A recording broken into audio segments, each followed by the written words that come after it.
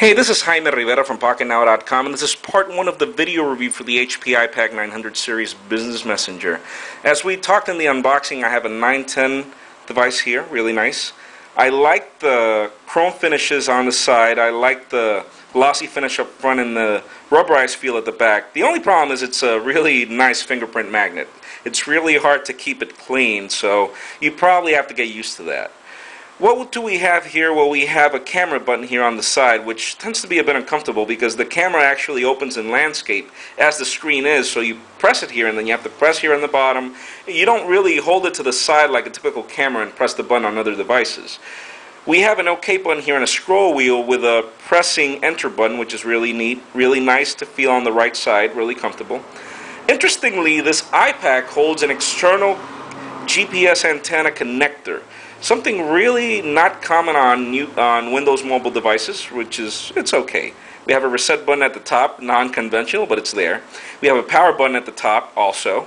We have up and down keys for volume, and then we have a voice commander button. This is not voice command, it's not installed, but you can add it also if you want to. We have a flap here for external storage, which is good. I like for it to be covered. The only thing I don't like about this flap, here is where you charge it here at the bottom and you put your headphones. If you notice, when you place the connector in, the flap will remain tilted this way, which at some point in time I believe will end up breaking, probably after a year of usage. A bit uncomfortable, I don't like that, but you have to deal with it, it's hardware. The microphone is here at the bottom, and then at the top we have LED lights, and we have the speaker here at the top. In the back, we have a mirror, flash, really nice, and a 3.0 megapixel camera, and the speaker here at the back. Sound quality on the iPAQ is as other HP users have expected. It's not really that good. Obviously, if you compare it to your Q holding stereo speakers, don't expect it to be the best as the Q, but it's not really as good as I'd expect. If I use my leather cover, which was not included, I had to buy one. If I use it, I rarely hear the iPAQ ring, so I have to actually leave it on vibrate and ring. And the speakerphone quality when you talk is not really as good as I'd expect. But I do believe this is probably a software issue that could be dealt with another ROM update. We have a 2.4-inch screen here at the top, and then we have this really lovely QWERTY keyboard here up front with send, end, calendar. This would be the mail, start menu, OK, and soft key buttons. I like the D-pad. It really probably doesn't look as nice as other devices, but I like the fact that it's not metallic finished, which is good because most of the other devices would have the problem that this would fade off with time and it would leave the device looking really bad. Interestingly, we have this metallic hinges here in the middle. This would probably just be design aspects just to make the device look a bit more elegant, like the BlackBerry Bold, as somebody mentioned in the forum. But I really do consider them to be unnecessary and a bit uncomfortable when you type on the keyboard, as I will probably show. For example, we have OneNote Mobile, which is included here. If I try to type the quick, brown fox jumps over the lazy dog, I would have preferred, instead of these metallic hinges, probably a little bit of separation between the keys. If they're not big enough, I would have probably enjoyed them to be separate, but when I press the keys, I feel the metal, and it really makes the keyboard a bit uncomfortable. You have to get used to it. I would consider that probably after a week of constant usage, you would probably get used to it and like it.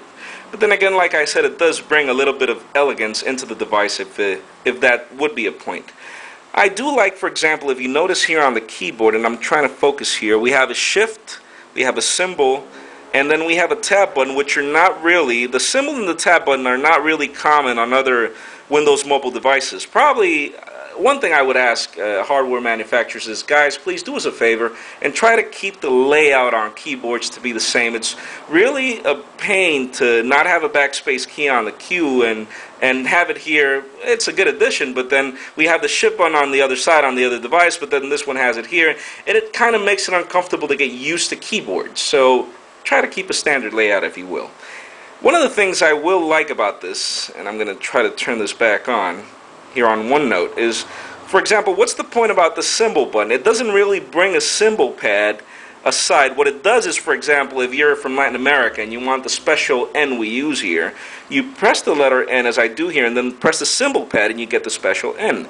If you want a registered trademark key, you press the R here and then press the symbol pad, and then you get the registered trademark icon there, which is really nice. One of the things I like is, for example, if you press the function button, you'll notice that the SIP keyboard here gives you an indicator, and then if I press the shift button, you do get another indicator, which are really nice additions and really let you know where you're standing while you're typing.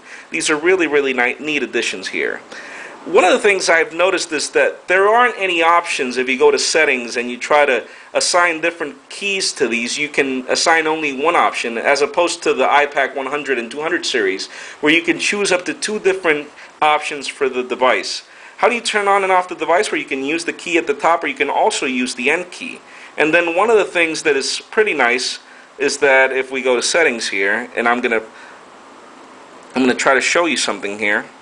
We go to buttons here, and then we go to the lock option. We have a key lock option here that will enable you that every time that you turn, enable Keyguard, which is right here. So if I would turn the device off and then turn it back on, it would send me to a Keyguard that would ask me to press the 2 soft keys on the side if I want to release it from being locked. Really nice. Probably one of the only things I'm missing here is the stylus bay at the bottom. I love styluses to be at the bottom. Probably the only thing I've noticed is, look at the size of this thing. It's really big. You actually don't even need for it to be collapsible. It's actually larger than the HTC Touch stylus.